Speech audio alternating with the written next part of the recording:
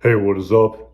So I got a lot of positive feedback in my previous videos surrounding me reacting to and talking about the episode of American Greed that features the story of James Morgan McGill. Now, first off, I wasn't really sure what this was because I've never seen the show, but apparently this show, American Greed, is a documentary television series on CNBC that focuses on Ponzi schemes and embezzlement and all sorts of white-collar crimes. And it features different interviews with police investigators and victims of fraud and sometimes the fraudsters themselves. So I don't really do a lot of these, but I guess for this video, I'm going to react to this episode of American Greed that's apparently a promo for season 6 of Better Call Saul. And I'll just sort of interject whenever I can. And so yeah, let's watch this episode. In this episode of American Greed, James Morgan McGill has a secret weapon, his mouth. What do the Irish call it? Blarney? That man could spin a tale with the best of them. Right? Even Deputy Director Oakley right there. So I guess he's one of the interviews that they're doing, I suppose. So they're having real characters in Better Call Saul for this, fake sort of whatever this is, fake documentary they're doing. So I'm guessing we're going to see other characters from the Better Call Saul universe in this review as well. Kind of curious to see what we see here. he would hold a jury in the palm of his hand. Oh, to be 19 again. Do you remember 19? Yeah, you do. It's from the pilot. Armed with just a correspondence school law degree, he sets up shop in the back of a nail salon. All right. As a public defender, So basically getting into the backstory here. guy and wins. But helping people soon loses its cachet. Jimmy McGill sees new opportunities for making money. With that comes a bigger office and a whole new identity. Hi, I'm Saul Goodman. Did you know that you have rights? The Constitution says you do, and so do I. Commercials, billboards, and bus benches across New Mexico explain his trademarked catchphrase. Better call Saul! Better call Saul! Better call Saul. Clients meet a path to his door. One of them, an unassuming high school chemistry teacher, changes Goodman's Is Walter White life going to be in forever. this? Bryan Teacher has Cranston? a peculiar nickname, Heisenberg. For him, Okay. Saul Goodman Starting to send to the backstory here. millions and covers up the most heinous of crimes. Walter White was the most notorious meth kingpin this country's ever. All right, another character. We got the DA Erickson right here, the district attorney. Suzanne Erickson, I guess, more interviews they're doing. So let's see what she says here. He destroyed lives and terrorized the Okay. Southwest. But he couldn't have done it without Saul Goodman.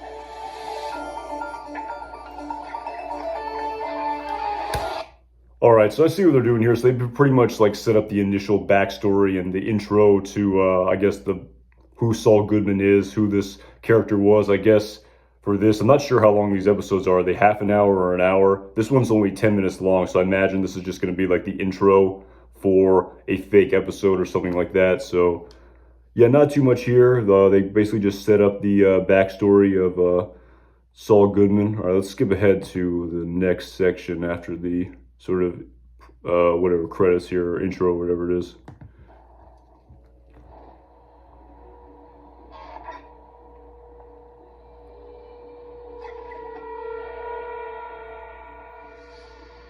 In the early hours of March 20th, 2010, police and DEA agents descend upon a quiet strip mall in the northeast corner of the city. Looming above them, 30 feet tall, stands an inflatable Statue of Liberty. All right, just got to pause it here right away. So I guess while I've talked about in many of my previous videos, there's no official timeline of Breaking Bad. I guess if we take this video as going off the supposed canon of Breaking Bad, I guess it takes place then from 2008 to 2010 if the DEA is raiding Saul Goodman's office in March of 2010, and that would mean Walter White dies a couple months later in September. So I guess despite all of the contradictions in the timeline of Better Call Saul, there are a lot of them. I can't ramble them all off the top of my head right now. I did an entire video on it in the past. I remember, there's the Jack Welker infamous one. There's the divorce papers, which say that Walter White's birthday is in 2009, not 2008. There's a ton in there. So I guess irrespective of that, I guess we're going 2008 to 2010, I suppose. So that would make us 4 years away from the start of season 1 of Breaking Bad and season 6 of Better Call Saul. So that's pretty interesting here. Honestly, that's the most interesting thing I've seen so far when watching this, if this actually confirms that, and this is going to be definitive in respect to what the timeline of Breaking Bad is going to be. So that's actually kind of cool if they're revealing it right here. Beneath its watchful eye, they enter the office of Saul Goodman and Associates. Inside, they discover styrofoam columns and an oversized image of the Constitution plastered on the wall, signature backdrops for Goodman's commercials. But the columns are toppled, and a mysterious hole has been dug into the sheetrock. Season 4, quite a ride. Again, showing more backstory, I guess. Stashed in this secret hiding place. We'll find out next season. Francesca Liddy, Saul Goodman's secretary, is detained for questioning. According to District Attorney Suzanne Erickson, Goodman himself has vanished without a trace. The beginning of the end was when we had 2 federal agents, Hank Schrader and Steve Gomez, go missing. Schrader was Walter White's brother-in-law. We had to presume them deceased, which sadly turned out to be the case. That's when the whole house of cards began to crumble for White. He and his partner, Jesse Pinkman, disappeared. So just more backstory here of Saul Goodman. Pretty well established from, if you know the story of Breaking Bad. Saul Goodman has finally found a situation he can't talk his way out of. But where is he now? Rumors abound. Did he flee the country? Is he dead? Murdered by his former associates? Well, first off, he is alive. I will go on record Kettleman's. completely alive. Fingers crossed. Definitely not dead. The world is not that lucky. While there's still good, honest people in the world, he will have a steady supply of victims. Like us. Fortunately, that's what we are. We're victims. Yeah. We're survivors. We're survivors. Craig Kettleman. So yeah, that's actually kind of interesting there. I'm kind of curious about when this takes place. I guess it's not really clear. It's 2022 right now, but I'm kind of curious what year this is supposedly taking place in the timeline of Better Call Saul, because that's when this is being displayed, I guess. So I guess theoretically Saul Goodman could be dead, I suppose, at this point in time, even though, again, we don't know when the Gene Takovic timeline takes place either. We're not really sure. We have no idea when it takes place. So kind of curious to see if they're going to reveal that to us here like they did with the timeline of Breaking Bad. Kettleman is the former treasurer of Bernalillo County. He and his wife Betsy find themselves exploited by Saul Goodman. He courted us as clients, and oh, where to begin? I mean, he lied to us. Yeah, he gave us terrible legal advice, absolute malpractice, really. I mean, he actively tried to ruin us. He broke into our house and stole. Really, it's too many things to list. Yeah. Yeah. And right from the start, he was the kind of lawyer guilty people hire. Which was not us. Yeah. And when we first met this person, he was still going by his given name. This Saul Goodman business came later. Huh. So that's pretty funny, them painting themselves as victims, definitely telling a half-truth there, saying, oh, we're victims of Saul Goodman, even though they were the embezzlers of the 1.6 million. That's pretty funny right there. So yeah, I wonder if they'll show up maybe in season 6 of Better Call Saul, if that's what their appearance here is sort of indicating. I remember in the video I made yesterday, they talked about how we're going to see some characters in the plot of the second episode of season 6, where if you watch the credits, it's going to give it away. And come to think of it, I don't know those actors' real names, so I don't know if it's them that they're talking about, because, if I read either of those names as a guest star, I guess now I could sort of put 2 and 2 together, like who's that weird name? Is that, the Kettlemans? But without having read that review, I definitely wouldn't have known who they were. If I read something like Jesse Plemons, I know who that actor is. That would have been a total giveaway. Oh, Todd's going to be in the second episode of Better Call Saul. So kind of curious, maybe they'll be in there. It'd be kind of interesting. I don't know how the Kettlemans can sort of, fit into the storyline. I guess it's definitely been 18 months that have passed, I suppose, since Craig Kettleman went to jail. So I guess he's probably out. Again, I imagine this episode takes place well in the future. It doesn't take place in 2004, obviously. So definitely when they're doing this interview, whenever this is in the timeline of Better Call Saul, he's definitely out of prison. And I think he would be too in 2004 anyway. So, all right, let's keep going. Back then, he was just trading on the family reputation.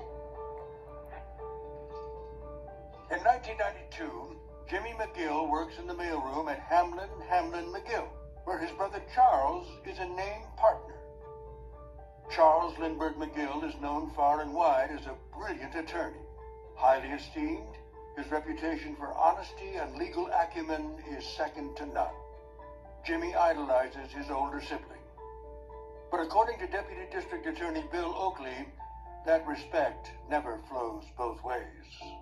Chuck McGill was a god around these parts. He was like the second coming of Clarence Darrow, and then his brother becomes a lawyer. Slipping Jimmy with a mail-order diploma from University of... Whoa, what is, oh, interesting. So yeah, they're showing the diploma here, but it's definitely not the master's diploma we saw in season 4 of Breaking Bad. Or was it 3? I think it might have been season 3 of Breaking Bad, the episode entitled Abiquiu. That's, this definitely is a different diploma. They've definitely changed the date here where it says May 1998 instead of 1984. And it's definitely a law degree, not a master's degree. So that's interesting. Like I said, I've talked about this diploma a lot in my previous videos. I really wondered if they were just going to ignore it. But after seeing it here, I think we may see a little bit of this displayed to us next season. I think we may see that fake diploma, the 1984 diploma, or who knows, maybe they'll just correct it. Maybe they'll just put this, law degree there instead, and we'll just have that, inconsistency from the Breaking Bad timeline. I don't know. So that's interesting. They changed the diploma here, so they definitely know it exists. They are aware of that plot hole. It's not just me. It's not just the guy rambling into a camera on the internet who's aware of that. The creators are definitely aware of that diploma in Breaking Bad. So, definitely curious to see what they do next season. Of wherever it is. I mean, wow. And the guy has street smarts, but come on. I can't imagine how humiliating that must have been for Chuck. Still, trading on Chuck's name got Jimmy a job at a big Santa Fe law firm. Nice office with a window. Of course, he blew that one. Too sweet. Sometimes I kind of think maybe his older brother was everything Jimmy wanted to be but wasn't. Maybe Jimmy, Saul, maybe we're talking about a person who lived his life in someone's shadow. When I think about it like that, You I kind don't of feel sorry for him. No. No, he made his bed, He made it go. and That's now funny. he has to sleep in it. Yep. So he was definitely about to say he feels sorry for him, and then, Betsy said that she didn't, and then he completely changed his mind. That's pretty funny, him talking about living in someone's shadow. He's definitely also referring to himself, definitely just being a very passive and submissive husband in that relationship. That's kind of interesting.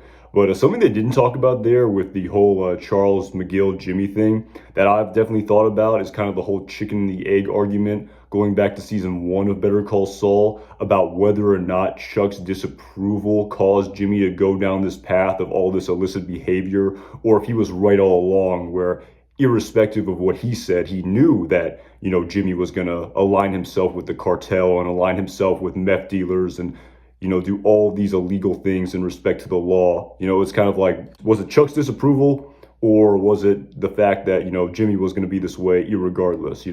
If Chuck had maybe just, not been so uptight about his, shortcomings in terms of how he viewed his brother and just hired him at HHM, maybe he would have never done all these things.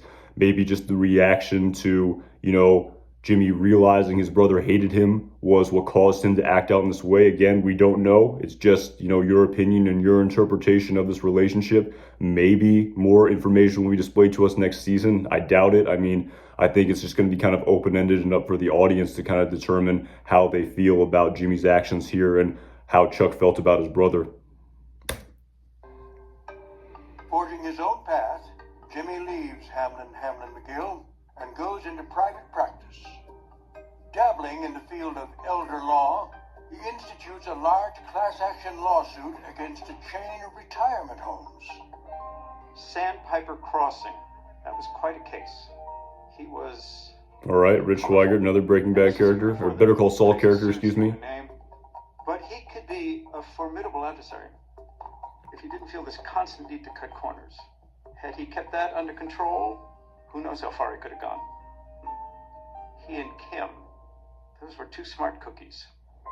He definitely also referred to Sandpiper in the past tense, so this is definitely way in the future, and this is the Sandpiper case has already been settled. They're clearly not going to give anything away here. Everything I've heard so far is just all backstory you could have derived from watching Breaking Bad and Better Call Saul. There's been nothing, illuminating outside of the timeline. That's been actually quite illuminating, if that's a confirmation of 2008 to 2010, irrespective of all the plot holes, if that's what they're rolling with. That's kind of interesting, but all right, let's keep going here. It's almost over. Kimberly Wexler is a bright and ambitious young woman Jimmy meets in the HHM mailroom. She becomes a fellow attorney, a business partner, and eventually Jimmy's wife. For the life of me, I don't know what she saw in him. Never understood it. For a time, life is good. Jimmy finds his practice flourishing. He builds a reputation for providing advocacy that's vigorous, if unconventional. You feel confident that you can identify this person. That's what you're saying. I can. I really like all these courtroom sketches that they kind of interjected here from scenes in Better Call Saul. It's actually really well done because obviously, we got to see it because it's a television show, but I guess in theory, if this actually was a real documentary, those scenes wouldn't exist, and I guess there'd be only a courtroom sketch if there wasn't a camera, in these courtrooms. So I think that's actually pretty cool how they interjected these courtroom sketches. That's actually really well done. I like that aspect of this. That's pretty cool to see. It's him, your client. Would you be surprised to learn, Mr. Harkness, that the person you just pointed to is not the defendant? Why? That my client is in the back of the courtroom. Mr. Seiki, would you please stand up? Objection! Oh, Mr. Goodman! But the lure of easy money is seductive. Along with his name change, Saul Goodman pivots to a new breed of client. I don't know when it happened. I don't know the exact date, but at some point, he started to work with the drug cartels. And that was the beginning of the end.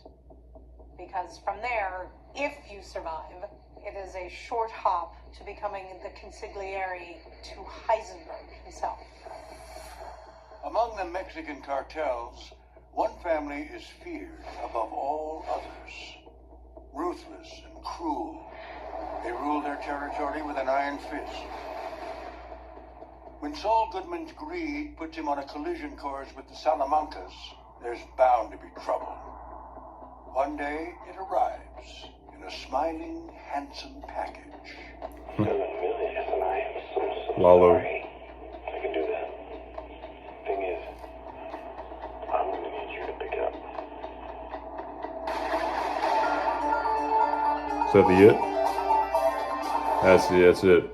Damn, you kind of really get into that. You kind of watch an entire episode of that, but I guess it doesn't exist. I'm kind of curious. That definitely, the comment I saw for me to do this video definitely said they thought that maybe there'd be an entire episode of this once Better Call Saul as a series is over. I guess that's technically possible. Of course, here, this is just sort of the intro, and I guess in an actual episode, which is either, 30 minutes or half an hour, I guess, this would be up into the first commercial break and then get into it more. But definitely, they didn't give away anything outside of what we already know in the plot of Better Call Saul and Breaking Bad, through the first 5 seasons of Better Call Saul. But yeah, that was actually kind of interesting. It was pretty well done. It's kind of cool. Definitely a pretty interesting promo here. They clearly put a lot of work into that. Again, the big takeaway from this is the timeline of Breaking Bad for sure being 2008 to 2010. Like I said, I think this is what they're rolling with despite all the plot holes. Again, I made a video about that in the past. You can go back and watch that. Heading into season 5 of Better Call Saul, I made that video where I talk about all the various plot holes. But yeah, so 2008 to 2010, so that would make it 4 years away from the start of Breaking Bad. It would also make it that Walter White is currently working at the car wash. Talked about that in a previous video as well. So yeah, pretty cool video here. I mean, it was actually kind of interesting to see. Again, like I said, the big takeaway is the timeline. I also kind of thought it was kind of interesting the thing they did about Chuck and Jimmy. You know, they didn't really delve into it. Maybe they would in an entire episode of this, but it's something I've definitely thought about, the whole chicken and egg thing with Chuck and Jimmy. So yeah, that's pretty much all I got. I don't want to ramble on too much here. Really enjoyed this. Kind of curious to see what else comes out prior to the release of season 6 of Better Call Saul in less than 2 weeks from now. It's crazy. So close yet so far away. But yeah, you know, if you liked me doing this type of video, definitely let me know. If you didn't like it, I'd also appreciate that as well. Definitely let me know. But yeah, that's all I really got for you guys. As always, my name is Anton Jackson. I really appreciate you watching this video all the way to the end.